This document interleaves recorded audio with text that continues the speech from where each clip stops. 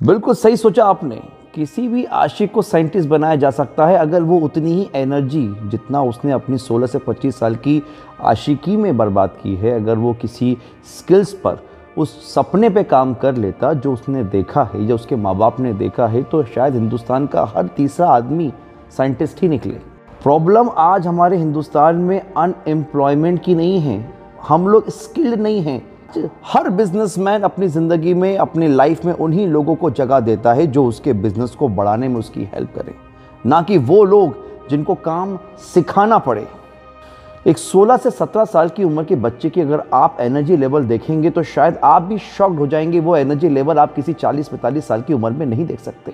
एक आशिक जब किसी से मोहब्बत करता है तो सुबह 5 बजे तैयार होकर ठंडे पानी से नहाकर वो बाहर निकल जाता है किसी के इंतज़ार के लिए, और कहीं से भी पैसे जोड़ जाड़ के एक ऐसे गिफ्ट खरीद के लेकर आता है जो शायद आप आज सोच भी नहीं सके इतना कमाने के बाद।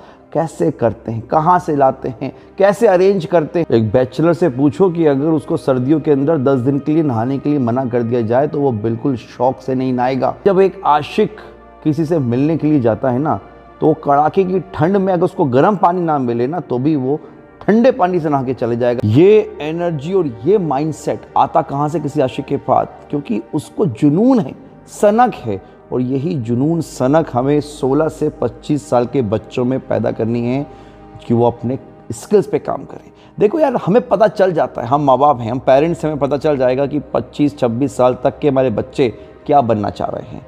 जब वो 16-17 साल का होता है, स्कूल से बाहर निकल के कॉलेज में आना चाहता है, तो 90% पेरेंट्स को पता चल जाता है कि हमारा बेटा क्या करना चाहता है। बिजनेस करना चाहता है, जॉब करना चाहता है, बाहर जाके पढ़ना चाहता है। और यही वो उम्र होती है जब उसको कीड़ा काटता है कि मुझे भी अपनी ज़िंदगी में एक गर्लफ्रेंड बनानी है। और अधिकतर लोगों के साथ ऐसा होता है। और आने वाली जनरेशन की बहुत बड़ी जिम्मेदारी आज हमारे ऊपर है। हमें सिर्फ ये देखना है कि वो करना क्या चाहते हैं, उनको अपने गोल के साथ सेट करना है। आप देखें, अपने बच्चों की एक्सपर्टीज़ को देखें, उनके बॉडी बिहेवियर को देखें, वो कहाँ जा रहे हैं, कितनी रात को वापस आ रहे हैं, सबसे ज़्यादा वक्त वो किसके साथ बिता रहे हैं, कितना ज़्यादा वो मोबाइल को यूज़ करते हैं। आप छोटी छोटी चीज़ों को नज़रअंदाज करते हैं, और अगर आने वाली जनरेशन की कोई बर्बादी होगी तो उसके सबसे बड़े ज़िम्मेदार आप लोग होंगे। क्योंकि आपको लगता है आप सेटल्ड हैं, आपके पास फाइनेंशियल कोई बाउंडेशंस नहीं है, कोई प्रॉब्लम नहीं है, तो आप सोचते हैं हमारे बच्चे अब ऐश करेंगे। ये ऐश नहीं कर रहे, ये बर्बादी की तरफ जा रहे हैं। एक बात और याद रखना, आपके मरने के बाद आपकी औलादें फिर किसी की औलादें नहीं रहेंगी। फिर उनके लिए ये दुनिया बड़ी अजनबी है। जो अच्छों के साथ नहीं है, आपके बच्चे तो फिर भी गैर है। उनको काबिल बनाएं। काबिल किस तरीके से बनाया जाता है? मैं 3 चीज़ों पे सबसे ज़्यादा जोर देता हूँ: इमोशनली, फिजिकली, फाइनेंशियली। देखिए, फाइनेंशियली तो वक्त के साथ वो होगा, लेकिन सबसे पहले काम आता है माइंडसेट।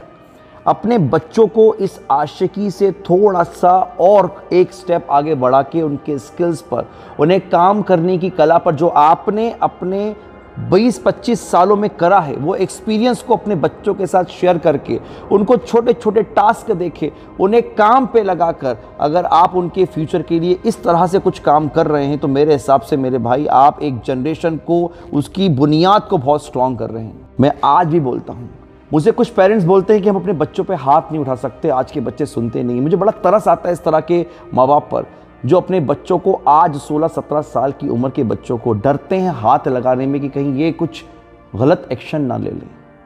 इस दुनिया में कोई ऐसे माँ बाप नहीं है जिनको पता नहीं है कि उनके बच्चे क्या कर रहे हैं। पैसे कहाँ से आते हैं? आप ही लोग देते हैं, आप हिसाब नहीं रखते। बच्चे रात रात भर मोबाइल यूज़ करते हैं, आपको पता है ये मोबाइल आप ही उनको दिलाते हैं।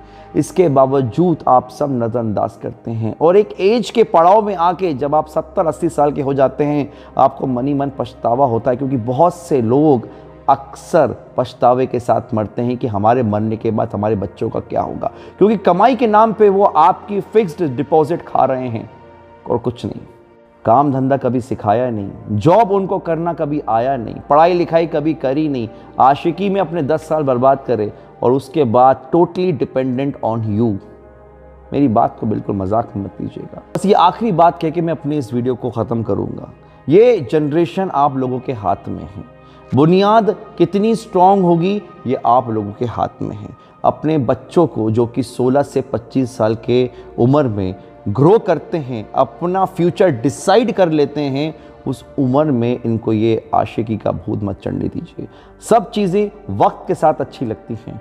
अगर आपका करियर बन गया तो आशिकी तो क्या, अपनी पसंद की लड़की से शादी करके ज़िंदगी भर आप खुश रह सकते हैं। नहीं तो ये 10 साल आशिकी करके 25 साल के बाद बची हुई ज़िंदगी को सिर्फ पश्चाताप के साथ कि यार काश उस वक्त जो एनर्जी थी हमारे पास उसको हम सही जगह यूज़ कर लेते। तो आज ये छोटी छोटी चीज़ों के लिए हमें किसी के सामने हाथ ना फैलाना पड़ते।